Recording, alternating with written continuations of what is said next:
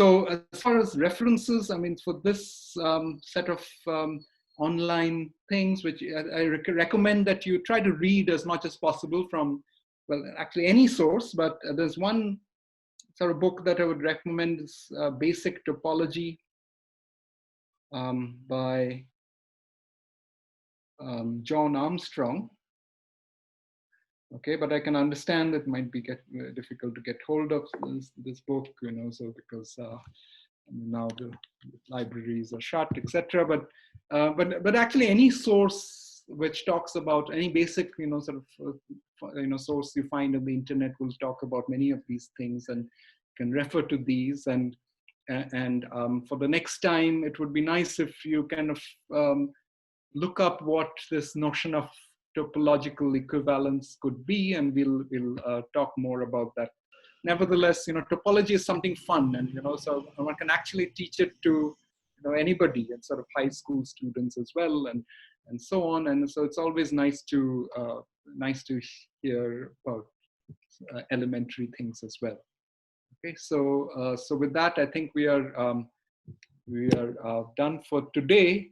We'll stay in touch. If you have questions, let me know, and we'll stay in touch. Oh, sorry, it's you're right. It's I think somebody's pointed out it's not John Armstrong, it's N.A. Armstrong. That's right. Okay, sorry. Yeah, John Armstrong is somebody I knew. Okay, so that's one Armstrong I personally knew, and it just, whenever I see Armstrong, I probably think of John. So yeah, so it's by some Armstrong who's not J. Armstrong. So yeah, but the book is called Basic Topology. So if you search Basic Topology and Armstrong, you'll find the book. Okay, so thanks. So any other questions? Excuse me, sir. Yes. Sir, I had a question. You had talked about phases and regions. So what is the difference between them? So no difference. Yeah. So when I was talking about planar graphs, I was calling them, you know, regions, because we like to think of, you know, see, I mean, the whole kind of story of mathematics starts with us being creatures living on a sphere, which is Earth, right? And so you kind of mark out, you know, sort of pieces of the sphere, you enclose them by a fence and something, and you call it some, you know, sort of land you want to cultivate. So that's a region, right? I mean, so and whereas when you think of a polyhedron, I'm thinking of some shape that is sort of bounded by all these flat polygonal sides, and those we usually in English we refer to as faces of a polyhedron. Like, you know, if you're of a diamond or something, then you have these flat faces as flat sides. So, but you know, so you can go back and forth. Right? If you take a shadow of this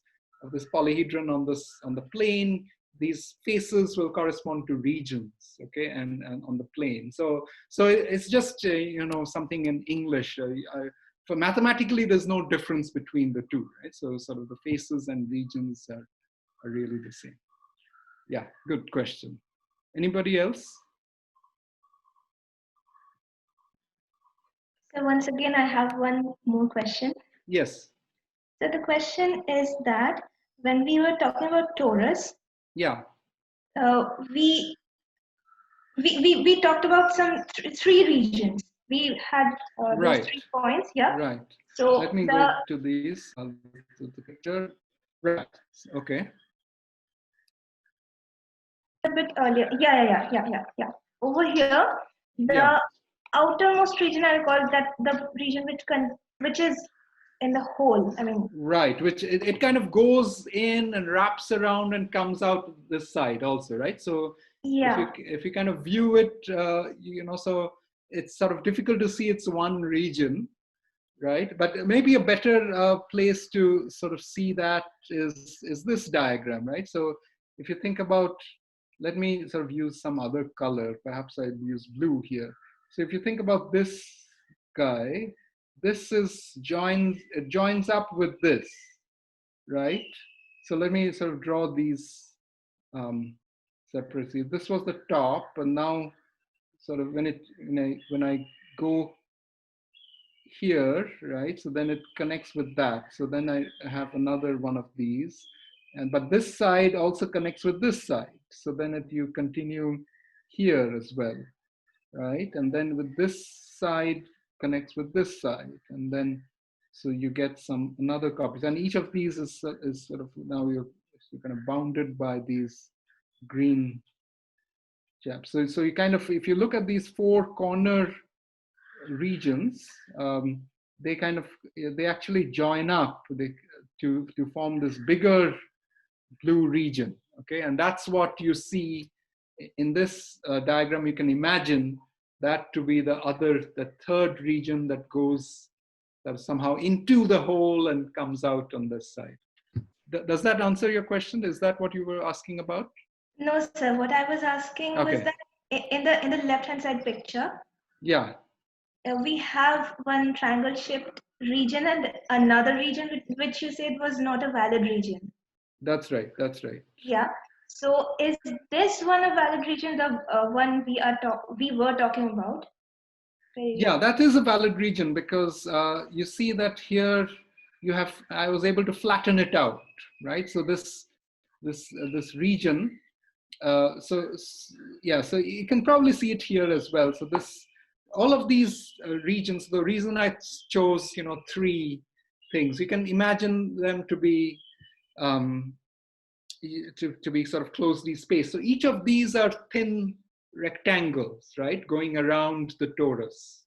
Okay, so a rectangle like this, you can always, so when you cut along the edges bounding this region, you can open out, and then it becomes a long thin rectangle that you can sort of embed on the plane. Okay, so a valid region is something which you can embed as an embedded region on the plane, which doesn't have any holes or anything like that, right? So it's like one of those regions that is bounded by a planar graph.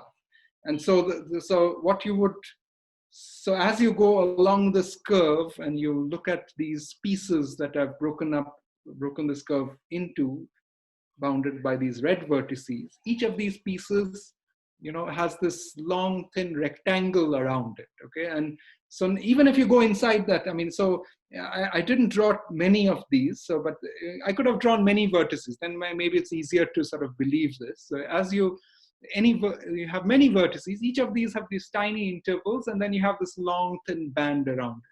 And each of these bands, it's easy to see that it's like a rectangle wrapping around the torus. If you cut along the edges and you can open it out, it will become a flat rectangle and you can embed it.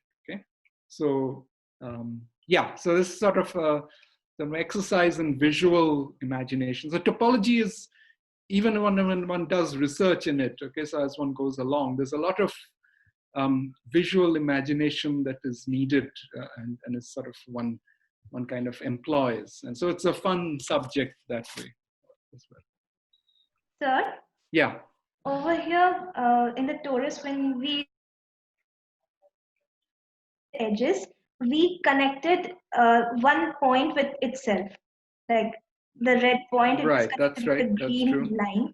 So when are we allowed to do that, and when are we not? No, we are always allowed to do that, actually. Yeah. So so in our sometimes in graph theory you don't allow sort of edges to loop around it to itself and so on.